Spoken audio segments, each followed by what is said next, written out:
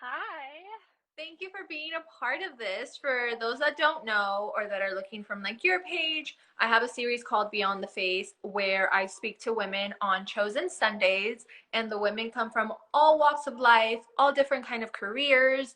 They are all different ages, ethnicities, and I think that the common denominator that for me, which makes me want to talk to them, is that I find them inspiring and there's so much behind them be like besides what they're known for.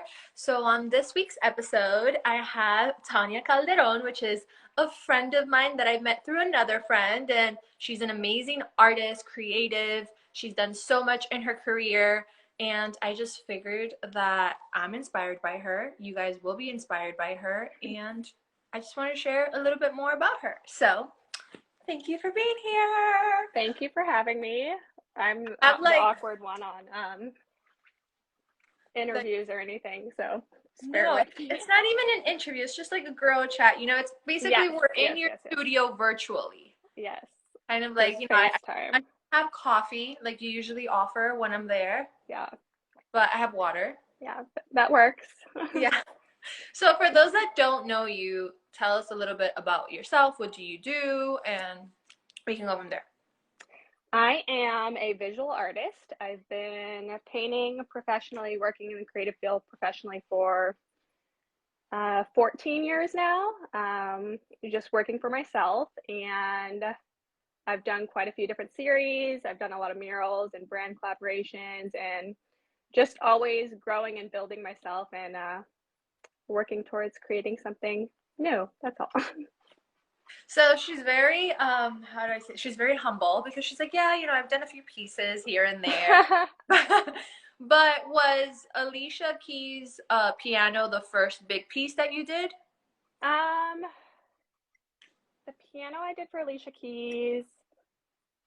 I'm not sure if that was the first larger work I did. I did some portraits Okay. for Swizz and Alicia as well. So the piano was actually an anniversary gift Oh, from so you from already Swizz had to worked with Alicia. them previously. Yes, yes, Okay.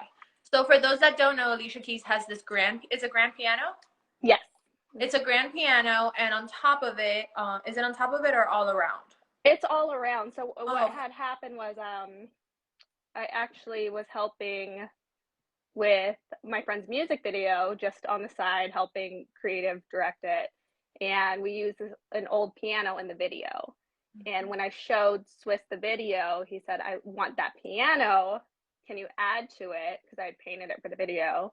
Um, and I said yes, and painted the piano. And it was for their home in Arizona, so had it delivered to their home in Arizona. wow, that's great. And then okay, so you're a visual artist, creative artist. You've basically worn so many hats throughout the 14 years that you've been doing this. Yes. Was there something like, there's people that when they're singers, they're like, I've been singing since I was 2. How did art start for you? So for me personally, I always knew I was good at art. Okay. It was just one of those things as a child. I always knew I was the best artist in the class, but I didn't really look past that. I didn't really I never took any art classes. I was in sports, so I was always involved in sports, and art was kind of this side moment that I knew I was very talented at, but I didn't really see or foresee exactly what that was. I knew I wanted to get into a creative field, but never quite pinpointed. And while I was in college, I was bartending and I was going to school for business at the business school at Arizona State. And I decided to start painting. I came up with a series, the portraits of musicians, and kind of just went for it. Yeah. That's amazing. Now, when you started the portraits for musicians, was there a reason that you decided to go through that, or was it just your love for music? Did somebody come to you with the idea? It was my own idea, and it was my love for music. I love lyrics, and I've always been into lyricism. As a kid, I always had my headphones on, and I was just not talking to anyone. My sister would get mad at me because I wasn't talking to her or being her friend because I always was just listening to my own music. So I knew I wanted to involved music in whatever I was doing at that time. I knew that was something I was very passionate about, and I knew I was really good at art. So it was kind of combining the two, like how can I showcase my love for music in something that I'm creating. That's amazing. And now you have a new series, and the new series are like, um, I don't know if it's abstract art or Yes, yeah, it's abstraction, and yeah, they're large abstraction pieces, works. yeah, it's like I literally every time I see them, I always tell you, I'm like, I just want to live in a mansion where I can place them in random places because it's these huge, like, what shape is it? Like, I was gonna Should say, I show? yeah, let's show a few of them because they're Okay. freaking gorgeous, and it takes anywhere from a few days to a few Oops. weeks for them, right? Yes. Well, it's definitely a process of layers, and I have to do them laying down, and I'm building the panels as. Oops. Sorry, I was trying to flip my camera. Okay. So I don't know if you can. It's these are all 8 feet by 8 feet, so they're very large Yes. and they're quite layered. I have no idea if it comes out well. Have you had ever any piece that you don't like how it's coming out, or you're able to fix it as you go? I've never had a piece where I felt was a complete disaster. Usually, with all my work, with the portraits, with anything, I kind of, if I freehand everything. So as I'm going, if I'm feel like it's not going my, I just work with it, just Yeah. until I get the results I want. And then, so in between of the abstract series and the lyric series, you've had the word series, right? I just lost you. Oh, okay. I said so in between Yes. the abstract series and the lyric series, you've had the word series, which you were doing for a while too. The Take Me to the Moon and the You and Me, I think it was called. So that series was called Parallel Minds. Okay. It was a black and white series. So originally I was just doing the portraits specifically, which I did for only those portraits, that portrait series singularity for maybe 5 years. Hmm. And I slowly introduced other colors, and I got in this rotation like I was running a business, where it was great. It was working for what it was, but I wasn't fueling or feeding any of my own creativity.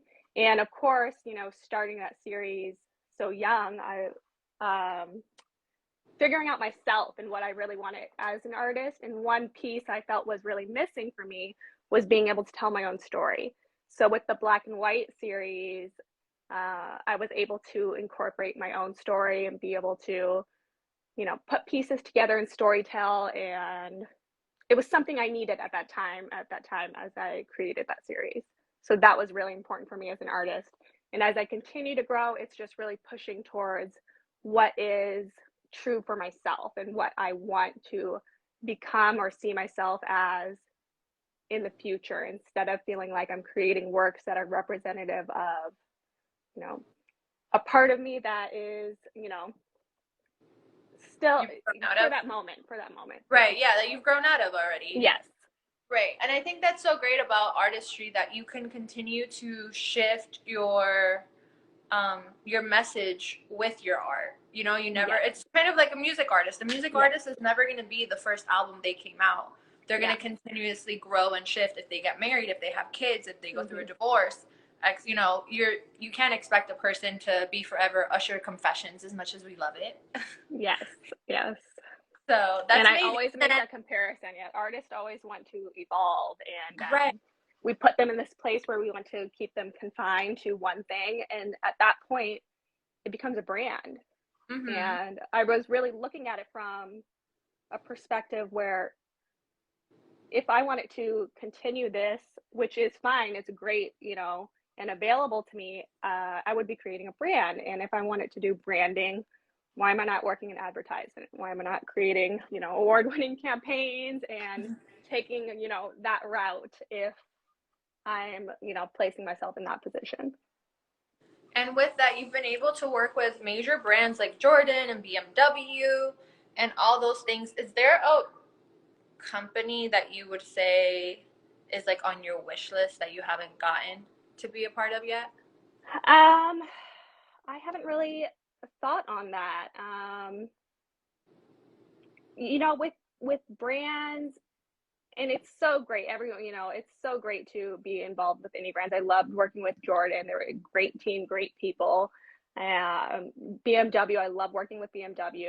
They really love art. They have a whole art department. And brands outside of that, for me, it's more important for me to create my work. If there is a, you know, a brand opportunity that's aligned with something that's true to me, something I, you know, enjoy, that comes and makes sense, then that's more of the opportunities I'm looking for. I do love fashion, so I would, you know, potentially want to work with a, you know, a major fashion house with Yeah. something.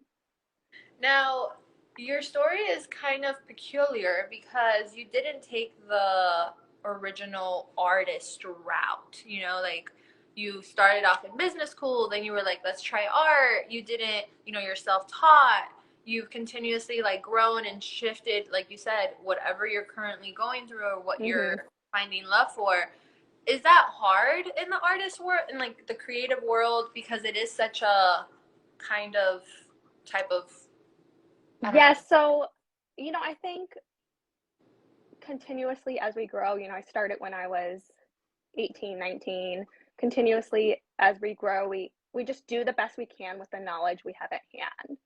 And for myself, when I began painting, for me, I was like, I need to support myself. What am I going to do business wise, work wise? That is something I'm still passionate about, but can also, you know, support my life and make sure, you know, I'm confident in taking care of myself and being able to create more and go in that direction. And then there's multiple avenues in art. There's, you know, all different lanes, and I don't think any is wrong. It's just dependent on what you want as an artist. Especially in art, there is, you know, very particular and structured art world that is very aligned with museums and the different prestigious art schools. And then there's a side of, you know, popular art where it's more based on having something that is very brandable, that is, you know, something that can be repetitive and repeated. And for me, it was just making the decision what I wanted for myself. Okay. And then how do you deal with as an artist, because any sort of artist, whether you're a dancer, a creator, whether you're a musician, an actor, you obviously thrive off your creativity, but it's also the thing that can be taken away from you if you're in a bad mental state, if you just have creator's block. Mm-hmm. So, I mean, you're in your studio all the time. So, what do you do when you're like, I don't know what to do now. I don't know how to what to create. Nothing is coming to my mind. Do you have something that you go through to try to take yourself out of that funk, or you just let it slide? It's such a difficult balance. It's a very difficult balance, and I don't quite know the answer yet. That's a continuous process. I think everyone does have some type of, maybe not creative blocks, but blocks to get you to start. Mm-hmm. I know I'll get in phases where I just need to tell myself, like, start working. Mm-hmm. And then also I run every aspect of my business, and reminding myself to take care of the things that are, you know, checklist have to do before all my want to do's. And I think it's really focusing on that and making sure I get through the things I need to do in the day, because I'll start painting all day long and forget about, you know, emailing people back and responding to, you know, taking care of my balances and everything else that we don't want to do, but we have to. Right, to keep the ship moving. Yes. And is there any series that you've created where you would say it shifted your perspective in something you were going through, or it was a healing process for it, or anything like that? I think each series had its own purpose and personal growth. I think it was always aligned. Mm-hmm. Um, I think it was more so deciding to keep going. I think the issue is we create concepts and we execute them, and then the feeling we need to continue them. And a lot of times when we continue and we don't evolve and push our work, that's when we're seeing stagnant personal growth. Right. Oh, or I'll feel like I'm personally growing in other aspects with my different studying and reading and then fall short. So really for me it's just continuing to keep those level and continually, as I continually learn and grow as a person, evolve my work as well, and how much can I push my work and its capacity in every aspect, just like I'm pushing myself. Hmm. Okay. Now you mentioned you like reading. I love reading. So what are some of your favorite books? There's some heavy books. So I love philosophy. So one of my favorite, or two of my favorite works are from a philosopher, Ayn Rand, and she was a more modern philosopher. A lot of her views are very comparable to Aristotle, but Aristotle places a lot of love above reason. So her philosophy is more reason based. Um, Atlas Shrugged and Fountainhead. And Fountainhead I would recommend for any creative. If you are in a creative field, it's long, but it is so worth it. I would say, if I could say there is life-changing books, and maybe not changing, but eye-opening, that is definitely a must read. Okay. I love that. And what about like, so you're in an industry where it's very male dominated, but are there some female artists that you look up to that are in your industry? It's difficult. Not that I don't. I just try Yeah. not to delve into it. Yeah. Even as I was becoming an artist, I steered away from learning about art history and visiting museums. I didn't want to be indirectly influenced by anything I saw. That makes For sense. me, yeah, for myself, I wanted to know this idea came from me. Even if people Mhm. can speculate whatever they want, I know my ideas are genuine from myself, then that was what was important.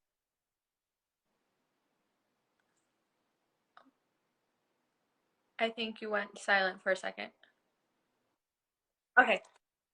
Oh, no worries. So yeah, so I definitely can relate to that. I actually know somebody that mentioned to me the other day, I wanted to play them my friend's song, but they were currently creating something and they're like, no, no, Mm-hmm. no, no, I can't hear right now. And I was like, Mm-hmm. why? And they said, because it might like mentally, subconsciously Yes. influence me in lyrics. And I was like, I can't. I was like, makes sense. That for Yeah. sure makes sense. Because a lot of the time you don't realize, but it's your deep subconscious that picks up little things Mm-hmm. there.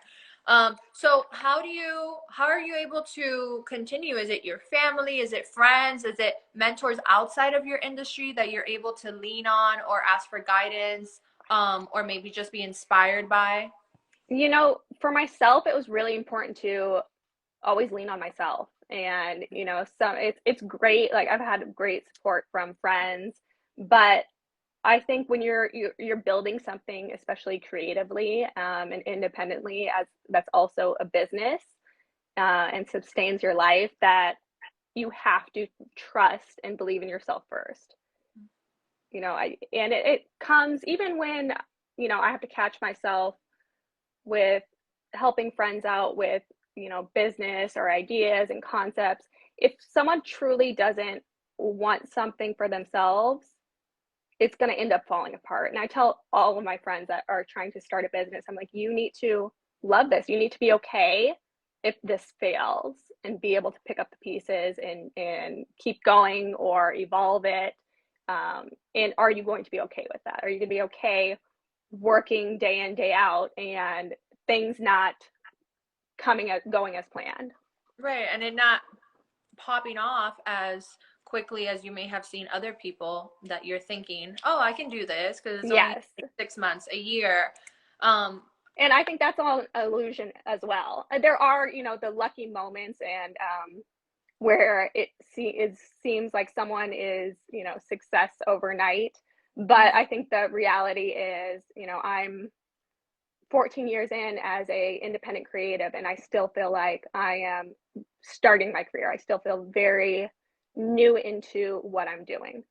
Yeah. And it also shows longevity. I think that a lot of people lack longevity nowadays with like everything being so microwavable. Mm-hmm. So you start a new idea and you want the microwavable success. You're an artist and Mm-hmm. you're like, "Oh, well, I just want to go viral on TikTok." Mm-hmm. You're a content creator and you're like, "I just want this to go viral." You're whatever it is. And a lot of the times you start a brand, you release a clothing line, and just because somebody went viral and they're doing great doesn't mean they're going to be an existence, a name, a brand for the next 5 years, for the next 10 years, which Yes. yours may take 5, 10 years to pop off, but your brand, your company may last 100 plus years. And Yes. a lot of the times we give up so early out of comparing ourselves to other people's successes or what we think is their success. Yes. Mm-hmm. And I think it's just, so where did this come from for you to have this mindset? Because you lean on yourself a lot. You've been very like self-sufficient and kind of continued on your own. Where did this come from? I think there's a few factors, but one side is just the reality of it.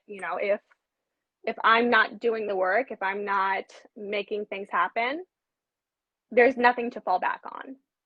So there's a point where you need to decide, is this what I'm okay going through? And if not, then, if I wasn't okay with failing and feeling, like things are a constant roller coaster, and building along the way, then I would, get a 9 to 5 and clock in, clock out, and have something that's stable. Right. Mm-hmm. That makes sense.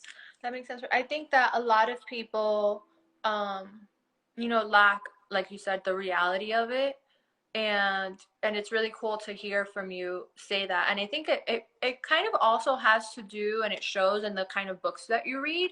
Like you said, the woman that you mentioned, she's more reason rather than love, where Mm-hmm. most people read the Aristotle and things of that sort, where it's Mm-hmm. more like love, love. And while I'm a lover, so Yes, no, and me too. And yeah, that's great. but when you're too much of a lover, you have to be very careful to not blur the line of illusion. Mhm. Well, And that's the thing that's looking, especially with business, anything that's business, art, anything that's also a business. It's so important to look at the reality of it and, make sure everything's transparent. right. And then so reality is great, but at least for myself, sometimes the reality can kind of blend into negative self-talk. So Hmm. because, let's say the reality is things aren't going as you hoped for, you expect. Hmm. Do you ever deal with the negative self-talk as a woman in the industry that you're in, and maybe going from having really crazy moving Hmm. months to then stale months of Hmm. this going to continue? How do you battle that? You know, we're always going to, there's always going to be letdowns. So for myself in those moments, and I'm still working on this, and I was just actually speaking to a friend about this. It's a balance between allowing yourself to think those thoughts and not being so hard on ourselves. So for me, I know if I'm down on myself and and I'll get upset with myself. Why am I, letting my mind go to these, negative thoughts, and realizing that that's a part of my thinking and being more compassionate with my thoughts. And I think when we reason with how our minds are working, we can handle that more and for the next time be able to properly address that. Mm-hmm. Yeah, I think it's just having grace with yourself. I always try to remind myself, it's like such a cheesy line, But if you wouldn't tell your friend that, why would you talk to yourself in that way? Exactly. So it's so, and I just actually listened to something.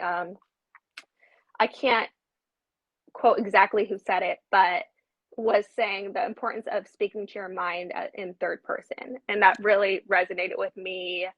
And being able to, just like you said, speak to your, like, if it was, how would you speak to someone you cared Yeah, about this matter, and being able to speak to yourself about the matter. right. So somebody asked me this question. I personally hate it, but I want to see your take on it. Um, like Tonia Calderon, right? The Yes. artist. Where do you see yourself in the next 15 years? uh I have my thoughts for my work growth.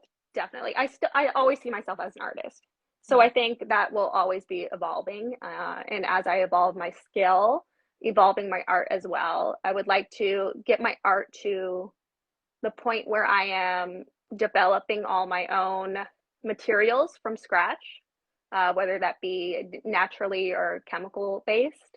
So I'm pushing that towards that, where I won't have to purchase any pigments or paints. I can create them all myself, to help develop and push my love for science on that end. And then also, I love sculpting, getting into sculpting. I love film. I love the idea of doing documentaries.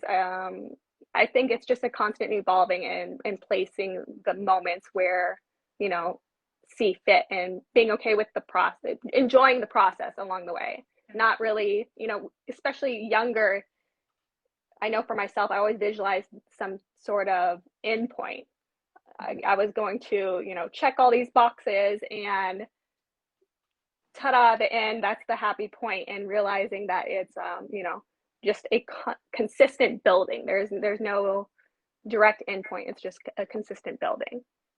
That's beautiful. I love that. I personally hate that question just because you're making me put a ceiling to like 15 years where I can be somewhere Yeah, else so no, completely and different. it's so important, and I'm trying to get better at logging my 5 year, 10 year, and I do have those financial goals and real estate goal, all of those. But I think when it comes to creation and being an artist, that's continuous.